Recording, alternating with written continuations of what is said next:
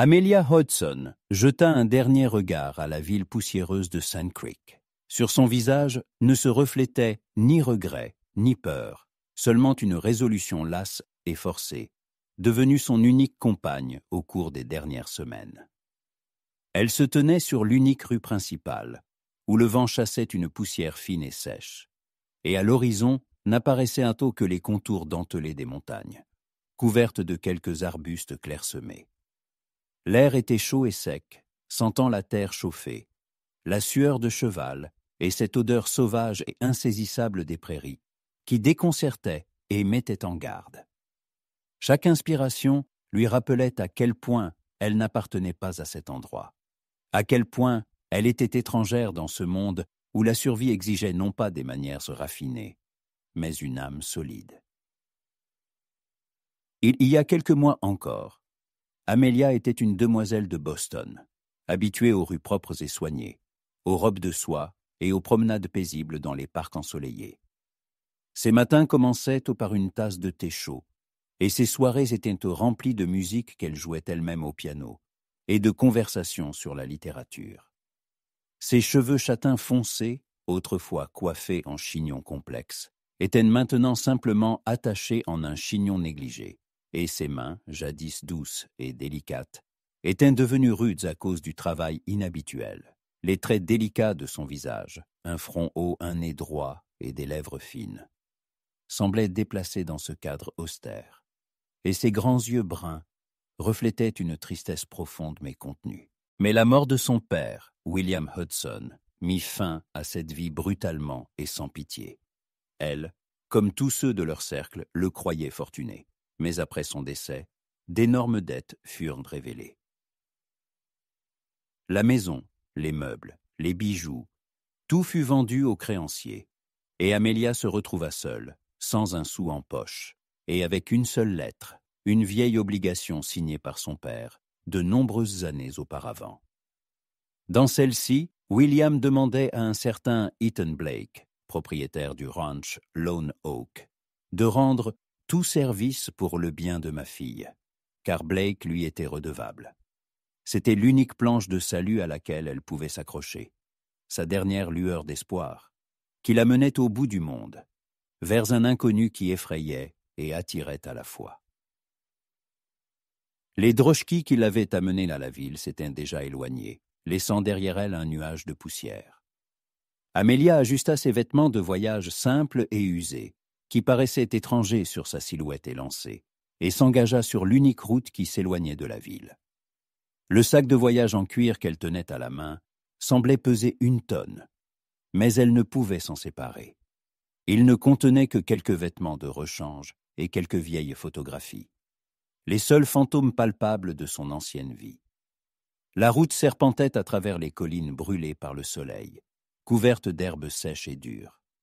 Il n'y avait pas de vent, et un silence de mort régnait dans l'air, seulement interrompu de temps à autre par le chant des cigales. Le soleil tapait impitoyablement, et chaque goutte de sueur qui coulait sur ses tempes lui rappelait à quel point cette nouvelle réalité était étrangère et impitoyable. Elle avançait, ses pensées emplies de peur, d'incertitude et de l'amère prise de conscience que toute son ancienne vie était bâtie sur du sable. Elle arriva au ranch en fin de journée, lorsque le soleil déclinait à l'horizon, peignant le ciel de couleurs écarlates et oranges. De loin, Lone Oak n'était qu'une ombre sur fond de lumière déclinante, la silhouette de quelques constructions en rondins et d'un enclos pour le bétail. L'odeur des chevaux, de la paille fraîche, de l'eau fraîche du puits et de quelque chose d'autre, d'insaisissablement frais et sauvage, emplit l'air, la forçant à inspirer instinctivement à plein poumon. La maison principale, construite avec de massifs rondins sombres, semblait solide et fiable, mais aussi un peu sombre. Sur le porche se tenait un homme, grand et aux larges épaules. Il ne bougeait pas, se contentant de la regarder approcher. Sa silhouette était aussi immobile que le vieil chêne qui se dressait derrière la maison. À chacun de ses pas, son cœur battait plus fort, résonnant comme un battement sourd dans ses oreilles. Elle n'avait jamais vu cet homme, mais elle savait que son destin était désormais entre ses mains. Assez proche pour le distinguer, elle vit qu'il n'était ni jeune ni vieux, il avait environ 40 ans. Ses traits étaient rudes, burinés par le soleil et les vents, comme sculptés dans la pierre. Le regard de ses yeux sombres, presque noirs, était perçant et fixe, mais totalement dénué d'expression. Elle n'y vit ni compassion ni colère, seulement une indifférence glaciale qui l'effrayait par-dessus tout. Il ne sourit pas, ne hocha pas la tête, ne dit pas un mot, se contenta de rester là et de la regarder, comme s'il l'étudiait. Elle se sentit petite et sans défense sous son regard, et ce sentiment était nouveau pour elle. Amelia, habituée aux manières raffinées et aux salutations polies, se sentit mal à l'aise. Elle s'éclaircit la gorge pour que sa voix ne tremble pas. « Monsieur Blake ?» Sa voix était douce, mais elle essaya de lui donner de la fermeté. L'homme hocha lentement la tête, sans la quitter des yeux. « Je suis Amelia Hudson. » Elle fit un pas en avant et lui tendit la lettre pliée. Ses mains tremblaient légèrement. « Mon père, William Hudson, il a dit que vous pouviez m'aider. » L'homme prit la lettre. Ses doigts touchèrent accidentellement sa main. Ils étaient calleux et durs, comme l'écorce d'un arbre. Il déplia lentement le papier. Son regard, semblait-il, ne la quittait pas, même pendant qu'il lisait. Elle resta là à attendre. Le silence était tel qu'on pouvait entendre un criquet striduler quelque part dans l'herbe et sa propre respiration lourde. Finalement, il plia la lettre, la glissa soigneusement dans la poche de son gilet et, enfin, détourna le regard, le posant sur le sac de voyage à ses pieds, puis sur le ranch, sur l'enclos, où quelques chevaux mâchaient tranquillement du foin. « L'enclos », dit-il enfin, d'une voix basse et rauque, comme le bruit du gravier sous les roues d'une charrette. « Chevaux, bétail, travail à la cuisine, choisi. » Amelia se figea. Son cœur se serra. Elle s'attendait à des mots de compassion, à une offre d'aide, mais pas à cela. Il parlait comme s'il lui proposait de choisir entre deux types de bétail, et non entre des types de travail. Il ne demanda pas si elle savait faire quoi que ce soit. Il la mettait simplement devant le fait accompli, comme s'il ne doutait pas qu'elle accepterait n'importe quelle condition. « Je ne sais pas travailler avec les chevaux, » dit-elle doucement, « ni avec les vaches. » Son regard revint vers elle, et quelque chose qui ressemblait à un sourire moqueur passa dans ses yeux, bien que les coins de ses lèvres ne bougent même pas. « Alors, la cuisine, » dit-il, et ce n'était pas une proposition, mais un verdict final. Il se retourna et entra dans la maison. Amelia resta immobile quelques instants encore, se sentant comme si elle avait été frappée. Mais ensuite, elle serra les lèvres et prit son sac de voyage. Quelque chose se déclencha en elle. Si c'était sa nouvelle vie, elle la vivrait. Elle le suivit. Et lorsqu'elle franchit le seuil, l'odeur de pain fraîchement cuit et de viande fumée lui frappa le nez, lui rappelant qu'elle était toujours vivante et qu'elle avait un toit au-dessus de sa tête. C'était un fait amer, mais néanmoins réconfortant. Il la conduisit à la cuisine, lui montra où tout était rangé et, sans dire un mot de plus, sortit, la laissant seule dans la pièce vide et spacieuse. Amelia posa son sac de voyage par terre, passa la main sur le plan de travail en bois rugueux et sentit une larme solitaire et brûlante couler sur sa joue. Elle n'était plus la demoiselle de Boston. Maintenant, elle était simplement Amelia, une ouvrière agricole au ranch Lone Oak. Les semaines passèrent, et Amelia commença à s'habituer à sa nouvelle routine. Chaque jour commençait avant l'aube, quand le ciel au-dessus des prairies n'était teinté que de tons ternes et grisâtres. Elle allumait le feu dans le vieux poêle en fonte, et ses doigts, autrefois habitués aux touches délicates du piano et aux pages des livres, manipulaient désormais habilement les brindilles sèches et les charbons. Ensuite, elle préparait le petit déjeuner pour Ethan. Des œufs au bacon, un épais porridge et un café fort et fumant. Il venait toujours à la cuisine quand la nourriture était déjà sur la table. Il ne disait pas un mot, s'asseyait, mangeait et partait, ne laissant derrière lui que l'odeur du café et du tabac. Parfois, lorsqu'elle posait l'assiette devant lui, leurs doigts se touchaient accidentellement, et elle sentait la chaleur de sa peau, la dureté de ses callosités. Ce contact éphémère, presque intime, provoquait en elle une vague de sentiments mitigés, de l'embarras à une chaleur étrange et inexplicable. Il ne réagissait jamais, mais elle se figeait chaque fois, ressentant ce contact fugace, presque intime. Son silence était la plus dure des épreuves. Amelia était entourée d'un silence qui paraissait aussi immense que le ranch lui-même. Son unique interlocuteur était sa propre voix, et elle parlait pour ne pas sombrer dans la folie de la solitude. Elle racontait sa vie passée, les livres qu'elle lisait, la musique qu'elle aimait. Elle savait qu'il pouvait l'entendre, mais il ne montrait jamais rien. Il était comme une partie du paysage, silencieux et immobile, comme le vieil chêne qui avait donné son nom au ranch. Mais elle commença à remarquer des détails qui en disaient plus que n'importe quel mot.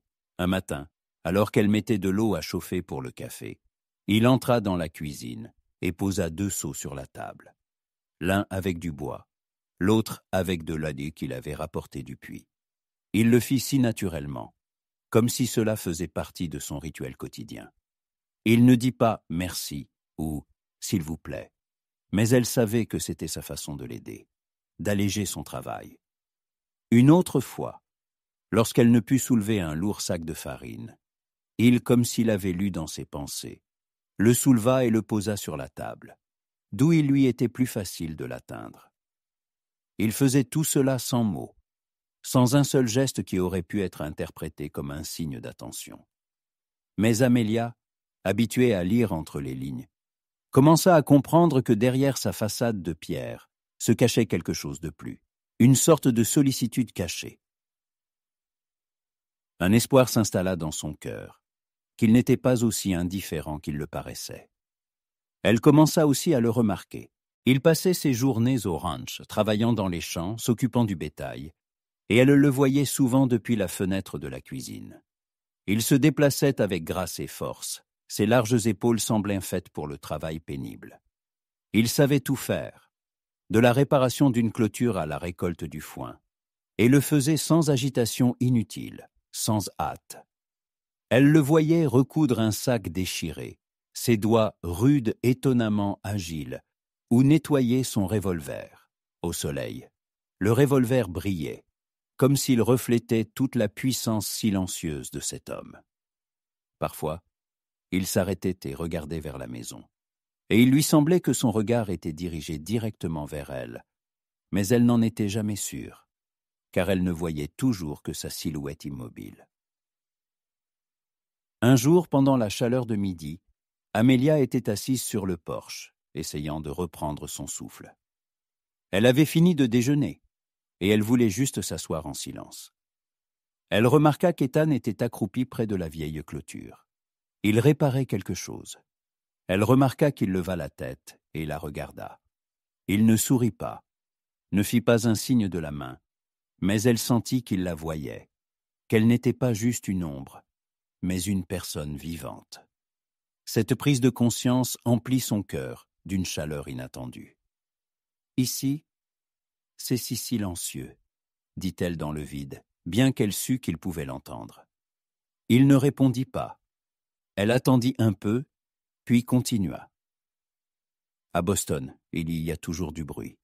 Des calèches, des gens. Il se passe toujours quelque chose.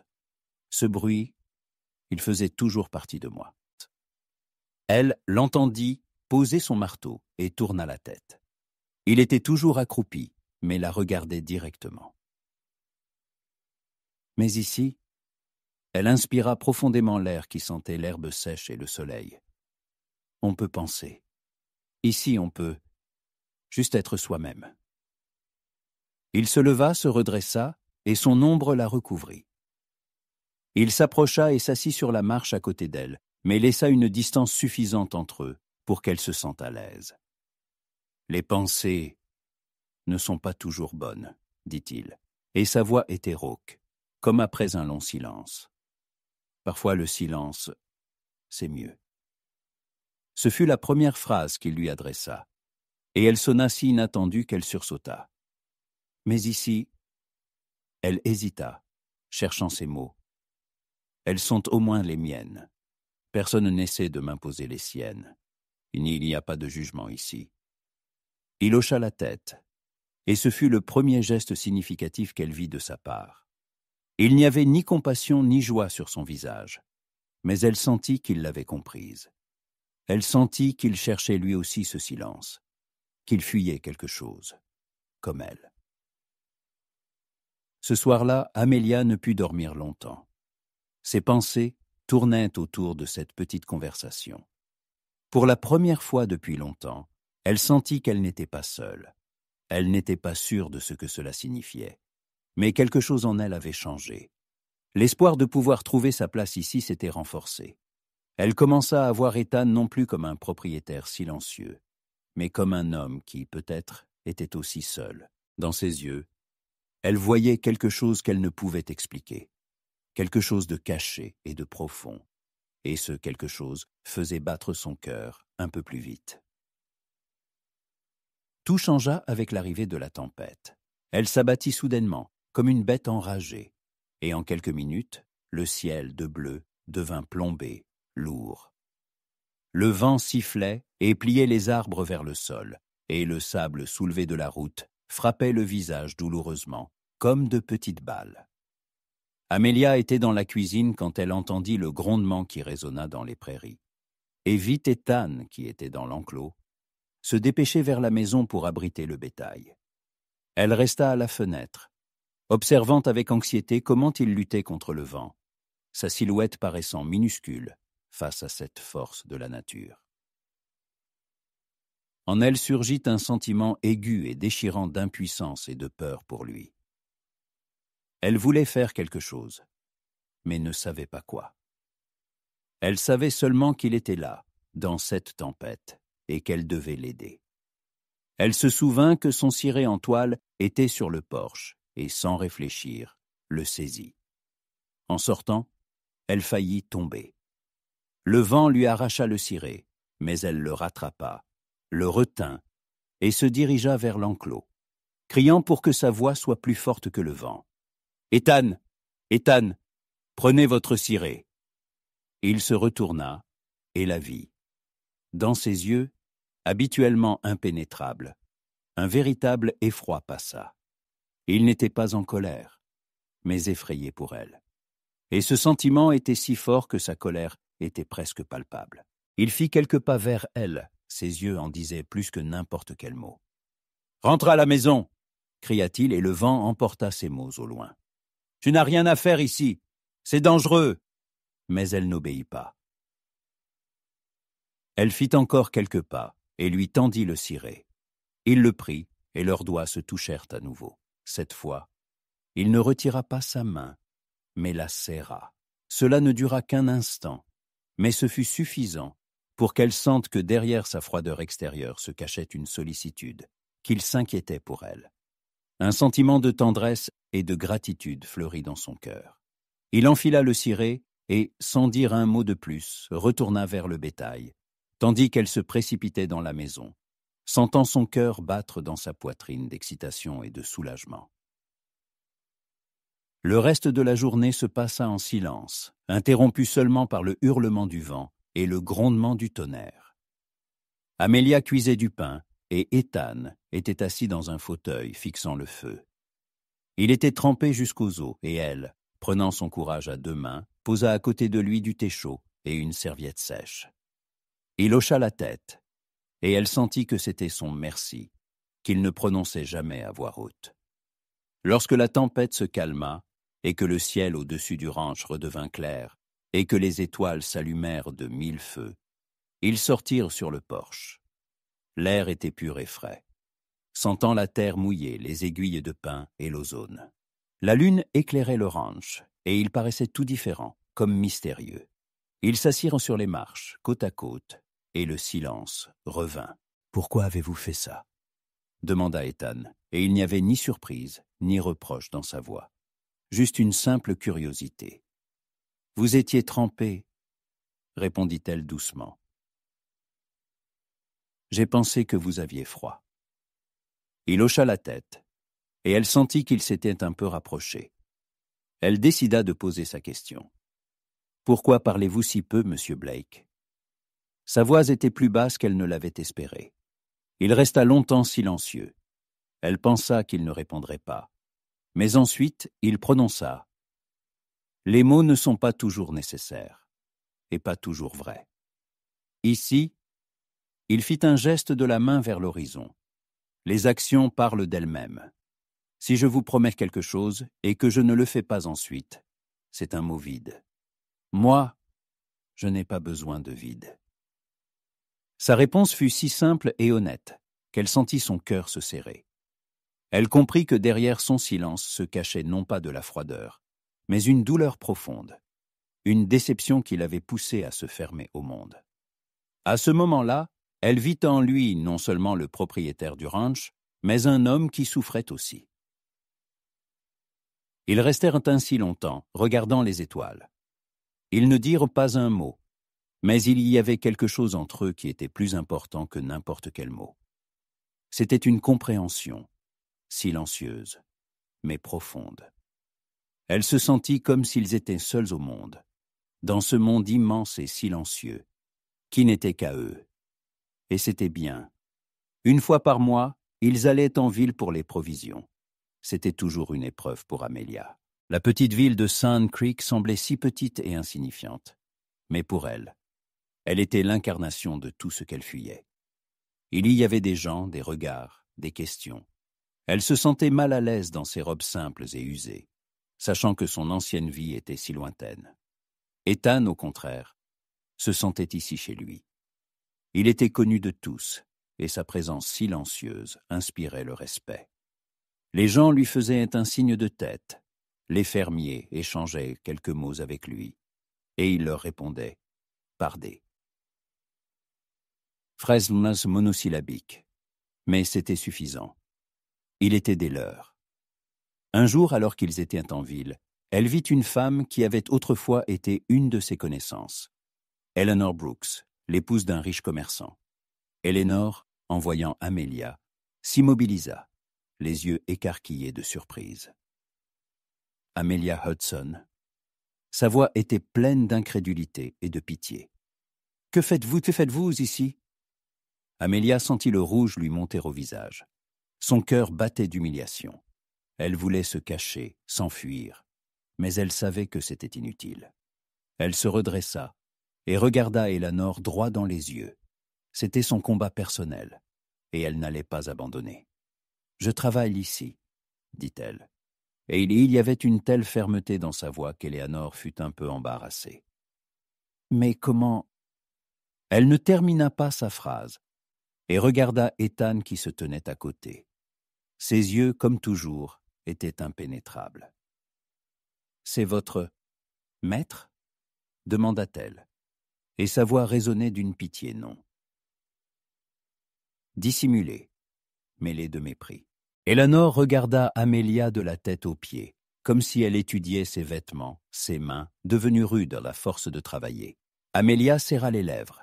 Elle savait qu'Eleanor la considérait comme une ratée, une femme qui avait touché le fond. « Il est mon employeur !» répondit fermement Amelia, et son regard disait à Eleanor que la conversation était terminée. Elle se détourna et continua son chemin. Eleanor Brooks resta là, la regardant partir, ses lèvres tordues dans une expression qu'Amelia connaissait si bien. Elle a tout perdu.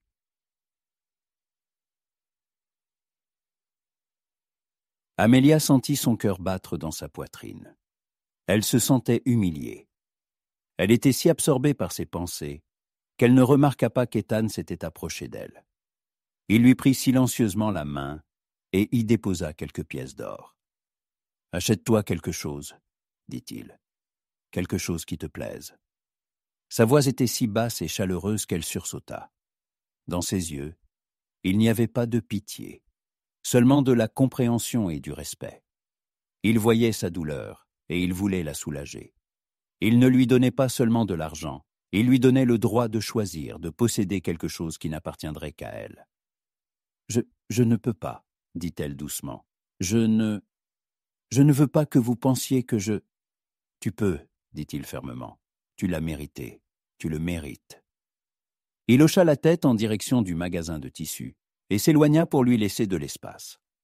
Amelia entra dans le magasin et resta longtemps devant le comptoir, ne sachant que choisir. Finalement, elle choisit un morceau de tissu bleu, grossier mais beau. Ce n'était pas la robe de soie à laquelle elle était habituée, mais c'était son propre tissu, qu'elle avait acheté avec son propre argent. Quand elle revint, Ethan l'attendait. Il ne demanda pas ce qu'elle avait acheté. Il prit simplement son sac et ils se dirigèrent vers la charrette. Sur le chemin du retour, ils roulèrent en silence. Mais c'était un silence différent. Non pas celui d'avant, mais celui qui était rempli de mots inexprimés. Elle sentait qu'il la protégeait, qu'il était prêt à la défendre. Et elle se sentait protégée. « Pourquoi avez-vous fait ça ?» demanda-t-elle. Il ne répondit pas tout de suite. Il regarda longtemps la route, puis elle. « J'ai vu comment elle vous regardait, » dit-il. « Comme si vous aviez perdu quelque chose. Elle vous voyait, mais ne voyait pas ce que vous aviez trouvé. »« J'ai tout perdu, » dit-elle, et sa voix trembla. « Non, » dit-il, et sa voix était si ferme qu'elle sursauta. « Vous n'avez pas perdu. Vous avez trouvé. Vous avez trouvé en vous des forces que vous ne soupçonniez même pas. C'est bien plus précieux que n'importe quelle robe ou maison. Vous vous êtes trouvé. » Elle ne comprit pas ce qu'il voulait dire, mais ces mots résonnèrent en elle. Elle sentit qu'il avait raison. Elle avait perdu son passé, mais elle avait trouvé quelque chose de nouveau, quelque chose de bien plus important. Le ranch était leur monde, leur forteresse. Au-delà, il n'y avait que les prairies infinies et de rares petites villes, où Amelia se sentait aussi seule que les premiers jours de son séjour ici. Mais au ranch, tout était différent. Ils étaient seuls, et ils étaient ensemble. Ils parlaient encore peu, mais leur communication était devenue plus profonde. Elle pouvait le comprendre d'un seul regard, d'un seul geste. Il pouvait lire son humeur à la façon dont elle tenait la tête, à la façon dont elle souriait. Ils étaient devenus comme deux. Partis d'un tout, et c'était si naturel. Une nuit, alors qu'Amelia dormait déjà, elle fut réveillée par un cri fort et angoissé. Elle se leva rapidement, le cœur battant dans sa poitrine. Elle entendit Ethan sortir en courant de la maison. Elle enfila son manteau et courut dehors. Il était dans l'enclos, et elle vit qu'une des vaches, qui était pleine, était en difficulté. Elle était coincée entre les rondins de la clôture, et ne pouvait pas s'en sortir. Elle mugissait de douleur, et ses yeux étaient pleins d'horreur. Ethan essayait de la libérer, mais les rondins étaient lourds, et il ne pouvait pas y arriver seul. « Ethan !» cria-t-elle. « Que dois-je faire ?»« Aide-moi !» répondit-il, et il y avait une telle anxiété dans sa voix qu'elle sursauta. Elle courut vers lui, et ils commencèrent tous les deux à pousser le rondin. Amelia ne pensa ni à la peur, ni à la faiblesse. Elle agit simplement, obéissant à son instinct. Son cœur battait à cause de l'effort, mais ses mains, lui, obéissaient, travaillant à l'unisson avec ses mains fortes. Ils poussèrent jusqu'à ce que le rondin se déplace enfin. La vache s'en sortit, mais était sous le choc. Elle tremblait, et des larmes coulaient de ses yeux. Amelia s'approcha d'elle et lui caressa la tête, la réconfortant. « Tout va bien, » dit-elle doucement. « Tout va bien, ma belle. » Ethan la regardait, et il y avait dans ses yeux quelque chose qu'elle n'avait jamais vu auparavant. Au lieu de la distance habituelle, il la regardait avec un étonnement sincère et un profond respect. Il était si concentré sur ses mains, sur ses mouvements délicats, sur la façon dont elle parlait à la vache. Il ne voyait pas seulement l'ancienne demoiselle, mais une femme capable de compassion et de courage qu'il n'attendait pas. Quand tout fut fini, il s'approcha d'elle, et elle sentit son regard sur elle. Il ne dit pas un mot, mais son regard était si ferme, si plein d'admiration, qu'elle sentit son cœur se serrer. « Tu as... » dit-il, et sa voix était si basse qu'elle l'entendit à peine. Tu sais ce qu'il faut faire, tu n'as pas peur. Elle sourit. « Je n'ai pas peur, dit-elle. Quand il faut faire quelque chose, on le fait. Je n'avais pas peur, parce que je savais que tu étais là. » Il hocha la tête, et quelque chose qui ressemblait à un sourire apparut sur son visage. C'était si inattendu, si inhabituel, que son cœur battit encore plus vite. « Tu n'es pas comme elle, dit-il. Tu n'es pas la femme que j'attendais, mais tu es celle dont j'ai besoin. Tu es plus forte que tu ne le penses, Amélia, et je suis reconnaissante au destin que tu sois ici. »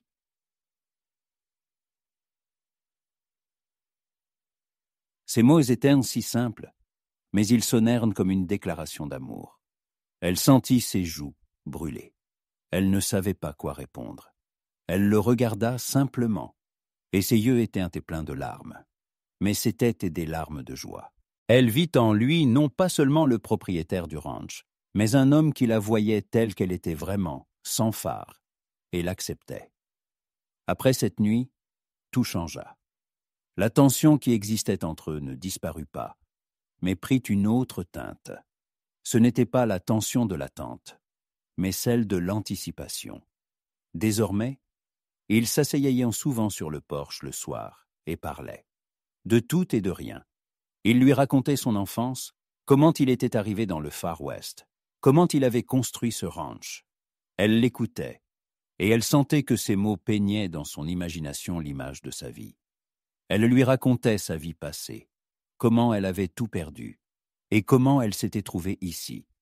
Il l'écoutait, et elle voyait qu'il la comprenait. Un soir, ils étaient assis sur le porche, et le soleil déclinait déjà. Le ciel était teinté de couleurs violettes, roses et oranges, qui se fondaient à l'horizon. C'était le plus beau spectacle qu'elle ait jamais vu. Commença-t-il, mais se tut ensuite. Il serra les poings, comme s'il cherchait des mots qui ne voulaient pas sortir. Elle tourna la tête et le regarda. « Quoi » demanda-t-elle doucement, sentant son cœur commencer à battre plus vite. Il la regarda, et il y avait dans ses yeux une profondeur qu'elle n'avait jamais vue. Il prit une profonde inspiration. « Je ne veux pas que tu partes, » dit-il. « Je sais que tu es ici parce que tu n'as nulle part où aller. Mais je veux que tu restes. Je ne peux pas imaginer ma vie sans toi. » Son cœur battait à tout rompre. Son souffle se coupa. Elle ne pouvait pas dire un mot, car tous les mots semblaient vides par rapport à ce qu'elle ressentait. Je ne sais pas. « Parlez, » dit-il, et sa voix était si basse qu'elle l'entendit à peine. Je ne sais pas parler de sentiments, mais... » Il lui prit la main, et ses doigts étaient si durs, mais si doux. « Je ne peux pas imaginer ma vie sans toi. Tu es devenue une partie de moi. » Ces mots étaient montés si simples, si honnêtes, qu'elle sentit ses yeux se remplir de larmes. C'étaient des larmes de soulagement, des larmes de bonheur. Elle comprit qu'il lui disait ce qu'il n'avait jamais dit à personne. Il lui ouvrait son cœur, et elle lui en était tellement reconnaissante. « Ethan, » commença-t-elle, mais il l'interrompit. « Je ne te demande pas de m'aimer, » dit-il. « Je veux juste que tu saches. Tu as changé ma vie. » Elle ne put plus se retenir. Elle se pencha vers lui et l'embrassa. Ce n'était pas un baiser passionné, mais doux, léger, comme un souffle. Il lui répondit et son cœur s'arrêta. Elle sentit ses bras l'enlacer, la serrer contre lui, et elle comprit qu'elle était chez elle. « Je t'aime, » murmura-t-elle. « Je t'aime, Ethan. » Il ne dit pas un mot. Il la tint simplement dans ses bras, et elle sentit son cœur battre dans sa poitrine. Il ne parlait pas, mais elle savait ce qu'il ressentait. Ils restèrent ainsi longtemps, jusqu'à ce que le soleil se couche et que les étoiles s'allument au-dessus d'eux. Ils étaient assis en silence, mais ce n'était pas le silence d'avant. C'était un silence rempli d'amour. Quelques mois plus tard, lorsque l'herbe des prairies redevint verte et que le vent apporta les premières odeurs de fleurs sauvages en éclosion, Amélia était assise sur le porche et cousait. Elle se cousait une nouvelle robe avec le tissu bleu qu'elle avait acheté en ville. À côté d'elle, Ethan nettoyait son fusil. Ils ne parlaient pas, mais ils étaient ensemble. Elle leva les yeux et vit qu'il la regardait. Il y avait tant d'amour dans ses yeux qu'elle sentit son cœur s'arrêter. Elle savait qu'elle n'avait pas seulement trouvé un foyer, mais un homme qui l'aimait. Elle ne savait pas ce que l'avenir leur réservait, mais elle savait qu'ils seraient ensemble. Et c'était suffisant.